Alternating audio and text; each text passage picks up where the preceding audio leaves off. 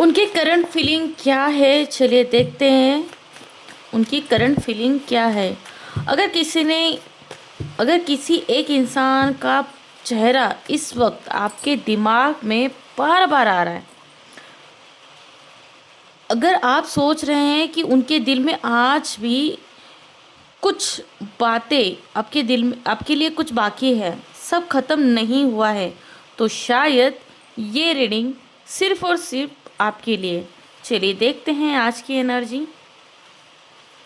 अगर आज की एनर्जी देखें तो इस समय उनकी इमोशन किस डायरेक्शन में जा रहे हैं, तो बात उन्होंने अभी कभी भी शब्दों में आपसे बयान नहीं की है। उनकी एनर्जी को समझने की कोशिश आज हम ज़रूर करेंगे। अगर ये रीडिंग आपसे कनेक्ट कर रहे हैं तो एक पर्सनल गाइडेंस की तरह ज़रूर लीजिए, ठीक है। चलिए चलते हैं मेन रीडिंग की तरफ। तो सबसे पहले एनर्जी जो समझ में आ रही है वो है, बताते हैं कि उनके दिल में आपके लिए फीलिंग्स पूरी तरह से ख़त्म नहीं हुई हैं, लेकिन उन फीलिंग के साथ कन्फ्यूजन, ईगो या फिर किसी सिचुएशन का बोझ भी जुड़ा हुआ लगता है।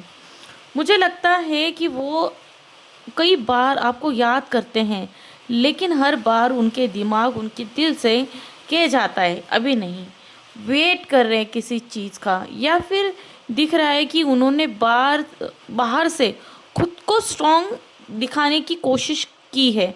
शायद लोगों के सामने वो नॉर्मल दिखते हो, लेकिन जब वो अकेले में वक्त बिताते हैं तो कुछ यादें दोबारा उनके सामने आ जाती हैं।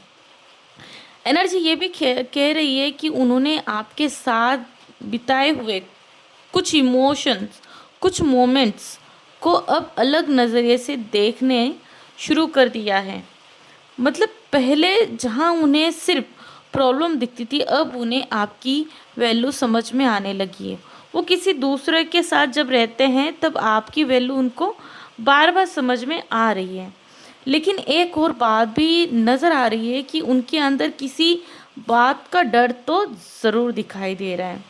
हो सकता है उन्हें रिजेक्शन का डर हो, या फिर उन्हें लगता हो कि अगर वो वापस आते हैं तो सबसे पहले जैसा नहीं होगा, मतलब पहले जैसा नहीं हो सकता, या फिर फैमिली कंसिडर करने की कोशिश करेंगे, मतलब वो आपके लाइफ में वापस आएंगे। देखते हैं क्या है, और एक कार्ड लेते हैं।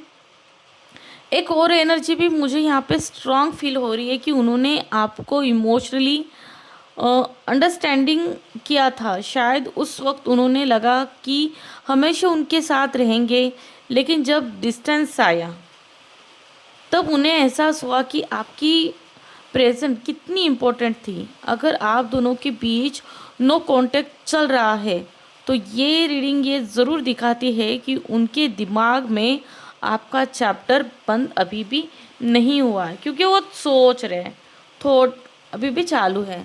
लेकिन इसका मतलब ये है कि सिचुएशन में कनेक्ट ज़रूर होगा। एनर्जी सिर्फ इतना दिखाती है कि इमोशनल अभी मूड उनका चेंज हो सकता है, और आगे क्या होगा वो आप दोनों लोगों के डिसीजन पे डिपेंड है, ठीक है।